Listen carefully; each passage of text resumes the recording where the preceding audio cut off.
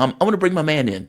We are joined with the man of the hour, Garland Nixon. Garland Nixon is a political analyst. He also runs his own YouTube channel. Definitely check him out. Garland, my man, how you doing this morning? You doing okay? We may be having audio issues. I can't hear you. I can't hear you, Garland. Try one more. There we go. There you are. Yeah, now I can hear you. I looked down and I saw the little red mute stop. Oh, crap, darn. It's okay. It's okay. Man, I have done 20 minutes mute. So I feel you. I feel you. Yeah. How you doing this morning? You doing okay? Fantastic. I want to hit with you the negotiations that are taking place between Trump and Putin in Riyadh. And it sounds like I was listening to Sergei Lavrov, and everybody sounds like they're on the same page. Everybody sounds like they want a deal. They've decided to resume diplomatic relations between the two. Lavrov even pointed out that they seem to be getting respect that was left off the table in the previous administrations. And of course, that's going to go a long way for some level of diplomacy. I am heartened by this. I think this is a good thing. I have been fascinated by liberals screaming at the top of their lungs that somehow ending a war is a bad thing. It is super bizarre to me because war typically is a bad thing. People usually acknowledge it as being a bad thing. And yet liberals have come to the conclusion that Donald Trump doing this is somehow a negative.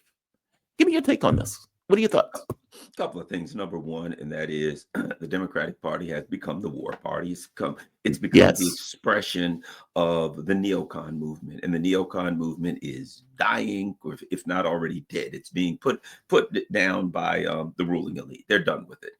And the Democrats are like they're like the EU, the European Union. You know, they're holding on to that. They're wedded. I mean, the EU's leadership, they're wedded to that. And they can't accept the reality that it's gone.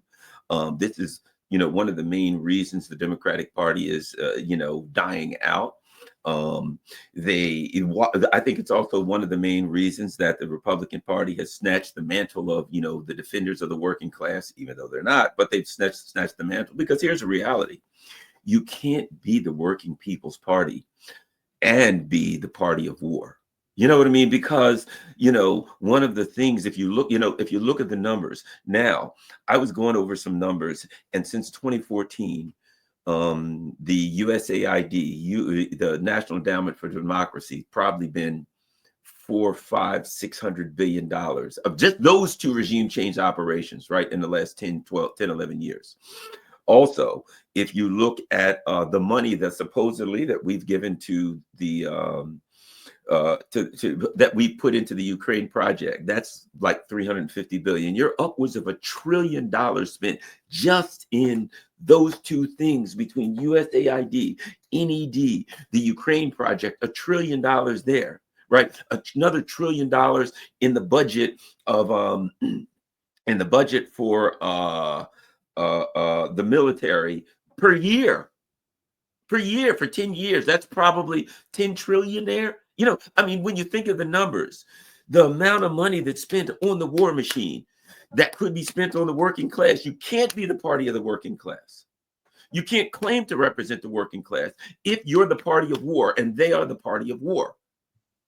All the money, Jimmy, let me just say that's finished. Jimmy Carter talked about, I don't know if you remember this, he had this thing where he talked about how China had spent all of this money on infrastructure and research and all at the time that we spent all of the money on war.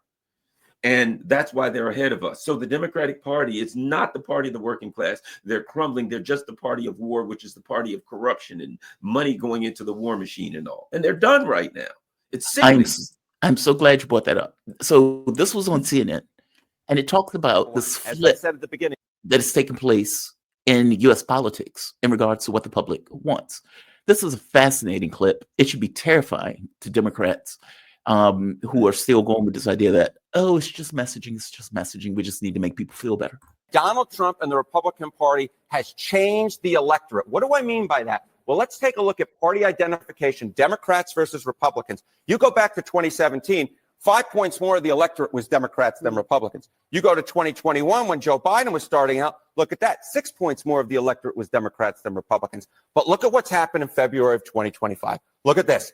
Republicans, there are more Republicans in the electorate than there are Democrats. Republican +2. So Donald Trump and the Republicans have remade the electorate. They've turned some people over from being Democrats or independents to become Republicans. New folks have entered the electorate who are more Republican leaning. And so when you combine that with the fact that Republicans are really, really behind Donald Trump, all of a sudden you get a winning recipe whereby you break the normal rules of politics and give Donald Trump that positive net approval rating when he had pretty much a consistently negative one in term number one.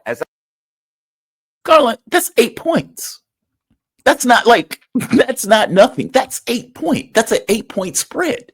Meaning, if Democrats were up 6 points during Joe Biden's term, that means over the course of 4 years, you got an 8-point shift from Democrat to Republican. That is not minor. And if that is momentum, which I call it momentum, that number could go higher. Like, they're fundamentally missing something. And it's something that they're missing that may have long-term consequences to the electorate going forward. Like, when people vote in an election, they vote for a particular person, let's say Trump or something like that. The body of ideas, it starts to get accepted as, okay, I'm open to this, whatever that is, I'm open to it. If those people are voting this way and those people are moving in this direction, those people may be with a Trumpian type going forward, meaning that is a big deal that number has shifted 8 points to the Republican direction. Give me your thoughts on this. And why do you think that's the case? Because I agree with you that part of it is, I think being anti-war splits the electorate. Because I think you get people like me who say, oh my God, people are being killed. That's horrible. We need to stop that. And there's no voice on the other side for that conversation at all. It's just not there. Kamala Harris would have been potentially got us into a third world war. I fully believe it. And since you don't have a voice on the liberal, on the left side, or the Democratic side, then you're stuck with this thing of, okay, the only person who's pushing for peace, at the very least on these kind of major wars, is Trump. And so it gives an end. It gives an opening in a way that may not have necessarily been there if there was some voice on the left that was anti-war. It's super weird. But give me your thoughts on your thinking on how that movement has taken place. Yeah, there's another part that's not in the poll, I think, that's significant that would make it look much worse. Think of how many people who were Democrats and who just stayed home, particularly in the Black community, who've had enough, right? I bet you that, we've got an 8-point swing there. I bet there's another 8 to 10 of people that are just like, you know what, I'm done. I'm sitting home. I know so many people like that. I'm sure you do too, right? So it's far worse than those numbers even look for the Democrats. But, the Democratic Party ran Tulsi Gabbard out. They ran JFK Jr. I don't know if you remember his name. It's JFK Jr. I mean, RFK Jr. Just that name alone is going to give you a certain percentage, and certain people are going to long for the good old days of RFK and JFK and things of that nature, right? The Democrats run RFK Jr. and Tulsi. I believe that they win. I believe those two people are a winning combination. Might I have my issues with them in some areas? Sure. But they seem like rational people, right? And they had them. And they're gone. And why are they gone? Because they ran them out of the party. There's no place for you anymore in this party, which means people who look at them and say, I do have some questions about the war machine. I do have some questions about big pharma and big corporations and things like that. I do have some issues about maybe plastics in our food or glyphosate or things that I can't pronounce. I got issues with some of those things. And when RFK Jr., at least he's saying some things maybe that I want to hear, right? You're going to get a certain amount of health food eating, organic eating people who say, hey, yeah, there we go. Let's go with that, right? The Democrats just ran everything out, and it was all like, let's go with Israel all the way, Netanyahu. We got to stand up against Putin and things of that nature. So people probably figure if I'm going to get neoliberalism either way, I'll go in a direction that seems a little more towards what I like, just a little something. And I'm going to add this. The Democrats are going to be in a really, really bad situation because at some point, I believe, in order to get what they talk about as a long-term, a lasting or enduring deal with the Republicans, there's only one way to do it, and that's they're going to have to do a treaty, which has to be voted on in the Senate. And once it's confirmed and authorized in the Senate and voted, ratified, that's the term, in the Senate, then it's a treaty. It is effectively constitutionally the law of the United States. So at some point, Trump's going to come with a treaty with Russia, maybe China, who knows, but a treaty with Russia that says we will or won't do this. He's going to bring it to the Senate. We already know he's got the votes in the Senate to get anything he wants through, right? Mm-hmm. He can bully people if he wants, Trump, but he'll get them. He do the old mob, you put some chops here, vote for this, and they'll vote for it, right? And what do the Democrats do? What do the Democrats do when Trump comes with a treaty with Russia that says, all right, we're going to have peace, we're not going to do this or that, and he can get that. And whether it's anti-war, Medea Benjamin or whoever, you or people, but all the anti-war community will look out and say, well, Trump's a pain in the neck, but you got to sign this treaty. We want peace. And the Democrats are going to say, we can't do that. You're handing everything to Putin. And they're finished if they do that. If they don't do that, then they have to run away from their pro-war, John Bolton, Dick Cheney loving roots. And the party finishes, dissolve. You know what I mean? I'd love to see that treaty. I'll be in the street saying, let's have a rally like that, whether it was that Rage Against Machine rally or whatever kind of rally. Let's have a big rally that says to everybody in the Senate, you got to vote for this treaty. We want peace with Russia. I will be there, carrying a street puppet. I don't care what it is. We got to have a treaty with Russia. Vote for it for peace. And I'm sure you will too. Who cares who's in charge? I don't care. I don't care if that treaty comes from Trump. I just want the water stop. I just find it to be outrageous that this many people are getting killed. Yes. For no good reason. I remember when this first started. And, us working at the radio station, we were super focused on it because it was such a big deal. It was like, oh my God, these people are being killed in mass. This is astonishing. And all of the people in Europe and the US are lying. They're like their entire unprovoked war of aggression. It was built into the words lying. The framing of it was false. And so when I look at this, I think, okay, this is a catastrophe. This needs to stop, period. That's not the way they take it. And if they are brought to this kind of come to Jesus moment where they are positioned with, here's the treaty. This is a normalization of relationships between Russia and the United States. And it also ends the war, and it may have other stuff bundled into it. You're right. What are they going to do? Are they really going to say, no, we're not going to sign a peace treaty that ends a war? And you're going to get, and this is what I mean by split the opposition. You're going to get people who are actual lefties, real lefties, who may hate Trump, kind of like me, who's like, this is good. We should end the war. And what is the Democratic Party going to do with that contingent of the left that still remains in the Democratic Party that is against war, even if Trump is the one to end it? God, you're so right. Also, that number, that 8-point drift to Trump, that's called political power. That's called political, you are able to get your political way. Yep. Which is why Tulsi Gabbard and RFK Jr. were able to get in, regardless of the fact that many of those Republicans also hated Tulsi Gabbard. Meaning when Democrats pointed out, hey, you pointed out that we were involved in regime change wars. And Tulsi says, yes, because we were involved in regime change wars. No, I get that. It's the issue that you said it. That is also true for many Republicans. But those Republicans shut the hell up and they voted for Tulsi. And I think the same thing would be true for a peace agreement that Trump signs. They know that the gravity of the party is Trump. They're not going to trespass on that. The catch becomes, are there going to be enough Democrats who are going to take the backlash from, let's say, the anti-war coalition that is still part of the party when that peace deal comes up? Oh, that is fascinating.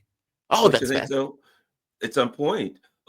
Because what are the Republicans saying? I mean, what are the Russians saying? It has to be enduring. It has to be a long. Yes. When they came out of Riyadh, the one thing you heard, and I interviewed, what's his name, Ambassador Polyansky a while back, and we discussed that. That's one of the things the Russians have kept saying. Look, we got to have something long term. When you get the next guy, anything could happen, right? And they came out of that. The only real way to do that is to have a treaty that is ratified in the Senate, and then it has the power of law under U.S. Constitution. And Trump can do that, and I suspect he will. And because he has enough votes to get it through without the Democrats, he's going to get it through.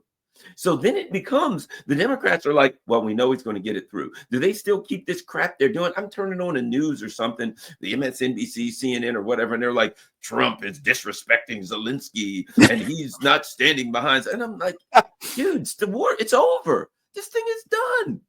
It's over. And to point out, what are you doing here? 25% of Ukraine has been destroyed. Russia is continuing to advance, and Zelensky's military capability of stopping him is getting less and less by the hour. You're getting more Ukrainians dying faster, with them now saying, okay, we need to come up with a scheme to put in our kids. And the people say, Trump, by ending that, is doing a bad thing. Okay, those people are out of their minds. I don't know how any of this is standing up for Zelensky or standing up for Ukraine when Ukraine is getting fundamentally destroyed and never needed to take place. Like, those people are out of their minds if they think that this is somehow a benefit. One of those people is one of your favorite people, Rachel Maddow. Listen to this. I don't even know what to call it. It's outlandish. And again, we're talking about stopping a war. We're talking about stopping a war. This is Maddow's take on all of that. Keep in mind, Maddow spent a lot of her time for the last 3 years screaming Russia, Russia, Russia, and pushed the Trump and Russia stuff, pushed all that nonsense, wouldn't let that nonsense go. This is where she is today. Repeatedly and eerily and in a very out of character way, tells the American people he is not allowed to discuss that relationship or his communications with that leader.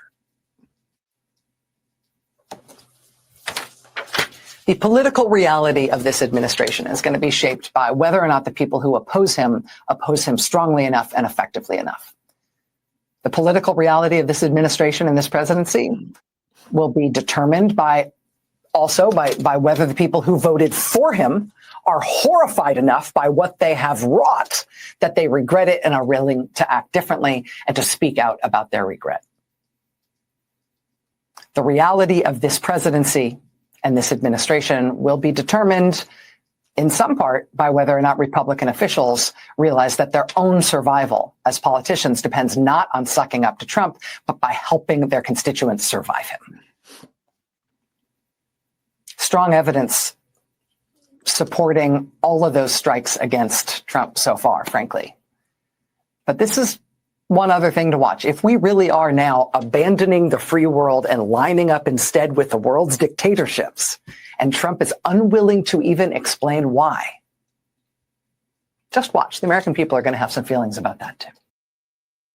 Clearly, she has not seen the previous poll with Democrats dropping 8 points. She is out of her goddamn mind. The American public is not for these wars. And truth be told, the only way to end the war is to, quote unquote, talk to these dictators because you lost on the battlefield. Meaning, this is so fantasy land that it is outrageous. Is Rachel Maddow willing to send American troops to fight the Russians over Ukraine? And if she is not, Rachel Maddow should shut the hell up. This idea that we should have these forever wars because we shouldn't talk to Kim Jong-un, we shouldn't talk to Vladimir Putin, is outlandish. You have lost. Your position is lost. You've lost in a hard power fight on the battlefield.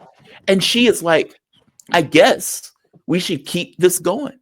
I mean, it's outlandish. Europeans are acting like children. J.D. Vance went over there and talked to them like the children to which they are acting like.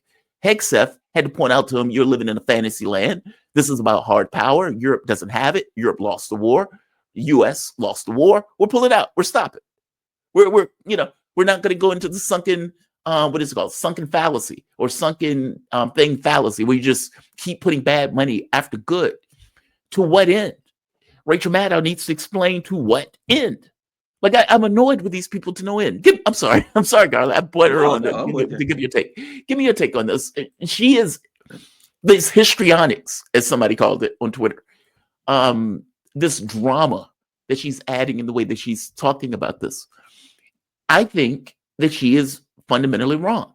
I think that, yeah, Trump is going to fleece the American public. Agree. on the issues of war and on the international stage, I think the public backs him. And I think that 8-point swing is hitting on something that she is fundamentally missing. Give me your take on this.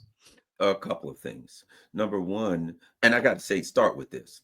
She's trying to grab the moral high ground, right? We are the moral party, and so therefore we got to stand up against Trump. The fact of the matter is this.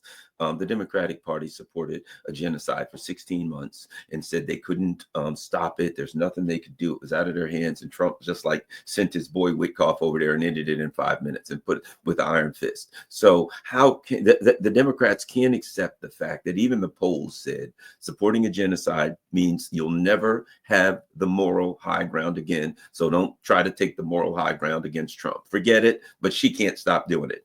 Number one. The other thing is this. She's using a dead language. She might as well be talking in Latin. The dead language was a language of narrative, right? It was the neocon language. The Russians are fighting with shovels. The Russians have run out of missiles. Every 2 months, the Russians have run out of missiles, and then there's another barrage of missiles, right? The Russians, they're throwing human waves and North Korean soldiers. You just say whatever you want to say. You just make up a narrative and you say that's true. Right. Trump is a Russian bot. You go back to Russiagate. So during the Biden administration, they really got to this point of narrative where you just make up reality and you say it as though it's true. And part of that is Russiagate. Trump is a Russian bot, as it were, as were you and I. Right. And now with Tulsi Gabbard and RFK Jr. around, let's just be honest. They're just calling it like it is. You know what? They're not going to beat Trump literally said it shouldn't have started. Russia has this gigantic arm. He has his way of saying things that are reality. He said this. They beat Napoleon. They beat the Nazis. It's a war machine. They were never going to beat them with Ukraine.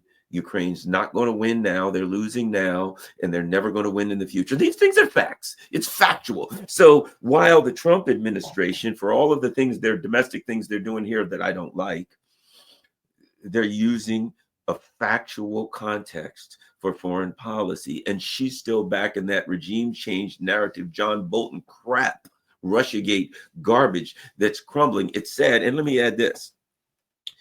This is another reason I so despise the Democratic Party.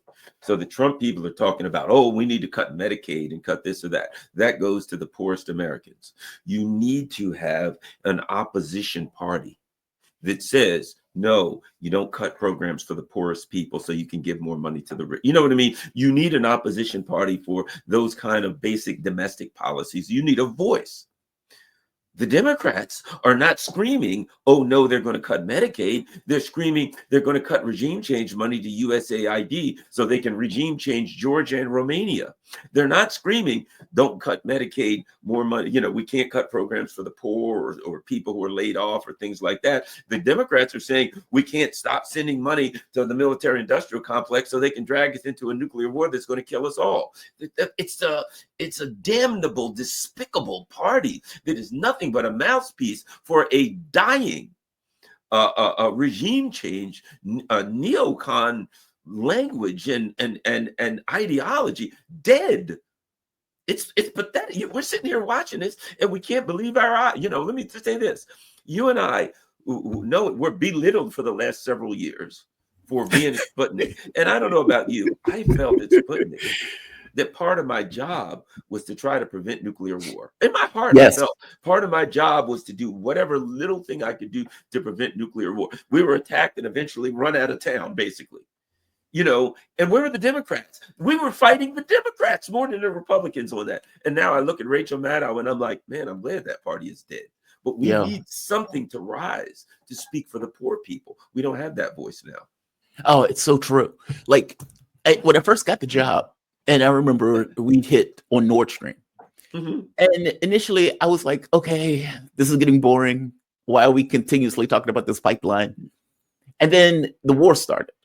And I was stunned. I was just stunned. I got to be honest. I for one, I didn't think Putin was going to go in. I don't know anybody that at the network that thought he was going to go in. So everybody was shocked. On top of being shocked, when it became clear, okay, the special military operations are a war. It is inflaming. It is getting bigger. And then the U.S. took its position in it effectively, we're going to push for as long as it takes. And so it's like you ended up being in opposition to your own government at the radio station. Even though it was a little podunk station, the US government took an interest in the fact that we existed. And not just took an interest, took a direct interest. I remember I was on a flight, I believe, to Kuala Lumpur. And I forget where I was, but I saw Antony Blinken come out. And Blinken clearly stated that we are passing sanctions now against RT and Sputnik directly. Yeah, the parent companies. And I was sitting there like, oh God, what the hell does this mean? It is a very weird thing when the US government goes directly after you, as if you are somehow this kind of dangerous thing. And it's like, I define my job as, okay, be the honest arbiter. What's true in this? And what was true in this is that we are inflaming a war that didn't need to happen. And so a lot of my monologues and a lot of the stuff I talk about would be, oh my God, I can't believe this war is still going. At some point, somebody's going to turn around and ask, what was this for? And they're going to tally up the 1 million people dead. They're going to tally up the 500 billion spent, or whatever that number was. They're going to tally up the broken bodies. And they're going to say, what was it for? And they're going to say, what was it for in the context of Russia winning? Meaning they're going to have to count their nuts after the fact under this model that A, it never needed to start, and B, you've just lost 25% of your territory and you've just lost 500,000, if not more, human beings. That is mind-blowing to me. Like that wasn't entirely conceptual. That was, no, this is happening in earnest. And we are backing, A, the losing side, but B, the side that is provoking it, considering we overthrew the government in 2014. I just cannot wrap my head around how this was taking place, how like quickly it could spark. And then when it got to this whole thing where nuclear doctrine was changing, and Joe Biden changed the nuclear doctrine, Putin changed the nuclear doctrine, the Oreshnik was launched, effectively saying, look, we have played around with you. Don't push us. Like when that commentary was coming out. And it's like, oh my God, they're going to end the world. If Kamala Harris wins, she's going to end the world. It was that. I felt that way with Hillary Clinton, by the way, when Hillary Clinton was running and she said she wanted to put up a missile defense shield in Syria. And you're like, okay, well, you're doing that because the Russians are there. So what are you going to do? Shoot down a Russian plane? Is that your plan? Like you're trying to bring us to a third world war, meaning one of the political spectrums seemingly was trying to take us to a third world war, and they weren't stopping. They kept pushing. And so it puts me in a weird space because in one sense, it's like, okay, Trump's an ogre. By the same token, this ogre wants to have a different policy of dealing with countries around the globe, a policy I accept and agree with. Whereas the other party seem to be in a fantasy land. They don't seem to take the guardrails for what they are. And Putin even mentioned this. He was like, I don't get these people who don't seem to take reality for what it is. This world could end. And it could end based on something that happens where it sparks off, where there is no backstop. And you get Europeans who are in a fantasy land who, because they're in a fantasy land, could bring us to the brink of oblivion. It's that part. I don't see reality in liberals today. I just don't. And so, and I'm sorry, I'm going on too long about this, but I remember I was talking to my ex-girlfriend. She's Austrian. And she was complaining that all of these right-wing parties were winning in Europe. And as I pointed out to her, liberals are delusional. The right wing may say stuff that's kooky. They may say stuff like, she was pointing out this kind of conversation where they spent 10 minutes, one of the right-wing parties in Austria saying that Muslims were coming after their schnitzel. And it sounds funny. It sounds goofy. It is goofy. But that same party that will spend 10 minutes on stage talking about Muslims coming after schnitzel is also the party that says, why are we engaging these wars? Why are we having these fights? Why are we taking policy that is against the best interests of our own populations? And as I pointed out to her, the public would accept the nonsense about schnitzel if you tell them, hey, we are not going to be engaged in policy that hurts our own self-interest. It's that part. Liberals have missed that somewhere along the way. When you point out this idea of Musk, Trump going after Social Security, Medicare, Medicaid, that is not the Democratic argument. It's not. It wasn't the argument during the Clinton thing. It wasn't an argument under Obama. It wasn't meaning they are not taking a substantive stance on issues at home that affect workers to their betterment in a non-negligible way. And they are also a pro-war party. And so you get lefties like me who should have been or should be in the Democratic Party, not for both of those reasons. And it is both of those things that they are supposed to be. I'm not wrong in my take on that party. Neither are you. And I went on too long. Please add to that. Well, a couple of things. I think that where we are now is, both parties are dysfunctional and neoliberal parties in a way when it comes to domestic policy, when it comes to economic and monetary policy, right? I also think that, I'm watching the libertarians and the MAGA people, and they're like, yay, Doge is here to save us. I'm like, the richest man in the world is here to save you. Come on, guys, let's be realistic here. The rich, it's this billionaire worship, and we've seen it in the Democrat, whether it's Soros or whoever on one side of the party, and this guy's funding things to help us, and now the libertarians and the MAGA people, sad to say, they've gripped on to now they think that they still think some billionaires are here to save us. That being said, foreign policy, this is the most reasonable foreign policy I've seen in probably my lifetime, to be frank. And I'll say this. What I see coming out of Riyadh is basically this. This is basically the Trump administration to the Russians. The Russians are like, "Hey, we're angry. They're on our border doing bad things," and the Trump administration is like, "Will you please get this Nazi-infested crap hole off of our hands? We're sick. We hate it. Please, please take it. We want to talk about investments and joint ventures in the Arctic. We're trying to eat, dude. Well, how can we make money here? Please, it is not. We're going to stand up because we don't want to give up Odessa or something." The Trump administration could care less.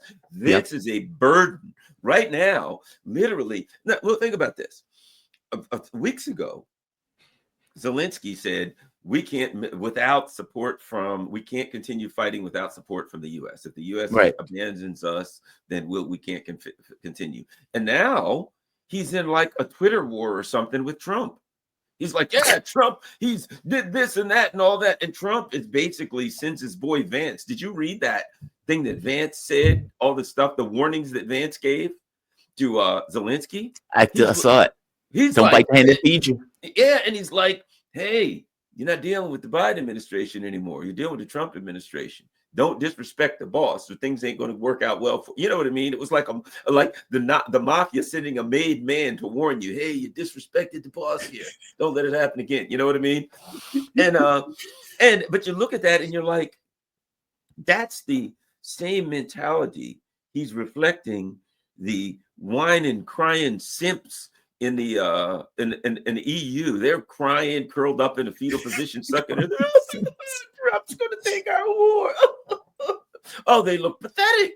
Rachel Maddow, yes, Russiagate is real. We must go back to Russiagate. And Trump's a puppet for Putin. When we're like, what planet are these people on? Let's end this war. And it's obvious that the ruling elite in this country are making a U-turn. They've decided, we're not doing this anymore. Forget Trump. Trump is working for the rule. Does he have some input? I'm sure, but it's clear the ruling elite have done a complete U-turn. They're going in a different direction. And I'm like, you better get on the train, or you're going to get run over by the train. That's the fact of the matter. When you see these billionaires saying, we're going to do it this way, you get on that train. As far as Maddow and them, that I see, MSNBC is going to shut down. It's got to. Look at the numbers. Who supports them anymore? You know what I mean? And I talk to people who are Democrats. I don't know about you, like friends and family, and I just shake my head when some of the things I hear them saying. They think they're in 2017 again, where they can be the resistance. Really? So the resistance wants war. The resistance Yes. wants to continue war with the superpower. The resistance is mad because we stopped the genocide. They don't want to say that's a good thing. That's the resistance. What are you resisting anymore? The resistance, what are they resisting? I don't know. They're not resisting cuts to Medicaid. Resist that.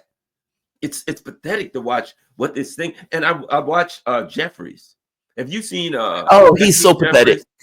He's so He pathetic. looks beaten, doesn't he? If you look Yeah. at he's like, his head's down.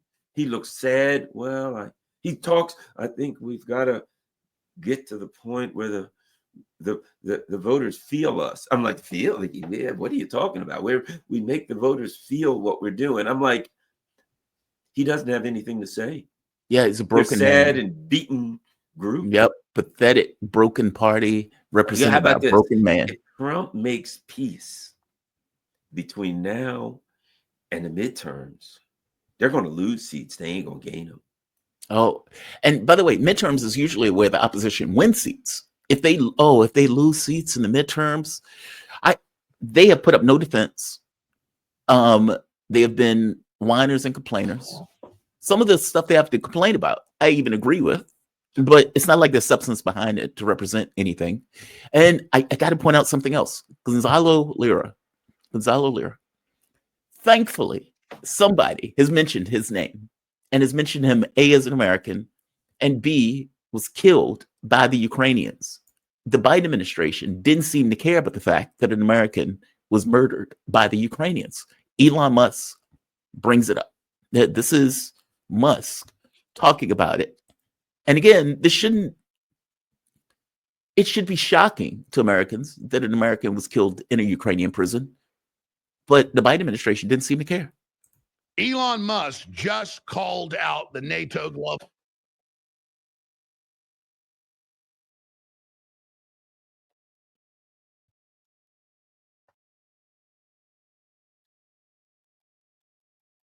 I can't hear you. You're unmuted. I'm sorry. Elon Musk. There you go. Okay. There we are. Elon Musk brings up Gonzalo Lira. And I thought it was a text or tweet or something like that. I thought he mentioned him, but he might have put it in a tweet. Let me share something with you. I got something here that people might want to see related to that. Oh, please. Let me do that. There you go. Put that up. Thank you. Ukrainian, that's at 21st Century Wire. Ukrainian whistleblower, how the SBU robbed and killed it. And they go on, and there's a guy that apparently was in prison or something by Dubinsky, right?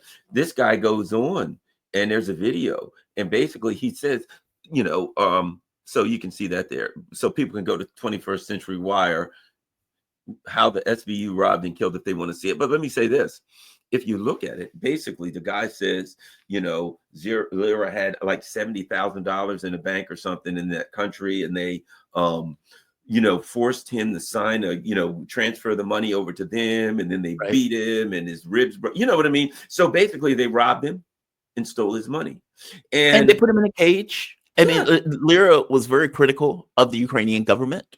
Lira was reporting on the ground what was happening in Ukraine as it was happening. Interviewed on his channel. He interviewed me. He contacted me and interviewed me on his channel one day. And I talked, and he said, great. He was far to the right. There was things I didn't agree with, but he was doing God's work, as you say. He was doing God's work. He was opposing the Nazis. He was honest. He was telling the truth. And did you see where some documents came out? I think FOIA documents. Did you see those FOIA documents about? I didn't see him, but I saw a report where the State Department was having discussions about him. And they were saying, we're getting requests about him. What are we going to do? So they knew what was going on, and they didn't act. These things that happened are going to come out. That what happened is going to come out. Well, the fact that Musk is bringing it up has reporting all over the place about it. And to be very clear, he was initially captured, put in a cage. When he came out several days later, because nobody knew what had happened to him at that point, he came out and he was like, look, they took my equipment, I've been threatened. And he knew his life was at risk. And at some point, they came back to get him. And that was the end of it. He never Did came you out of the know? prison. The other thing in the floor came out, apparently he was like trying to escape and go into the border. And apparently the US government like notified the border that he was en route to stop him or something. I mean, it's Wow. horrible. This stuff needs to come out. And I hope, I don't know if it will, I hope that maybe the House or somebody convenes something on there and calls the State Department people and has their emails and documents and calls them and has a hearing and you know, under oath. And we need to, these people need to be held accountable for this kind of stuff. I agree with you. 1,000% agree with you. I That could be definitely you and wanted, me. That could have Well, been you or me.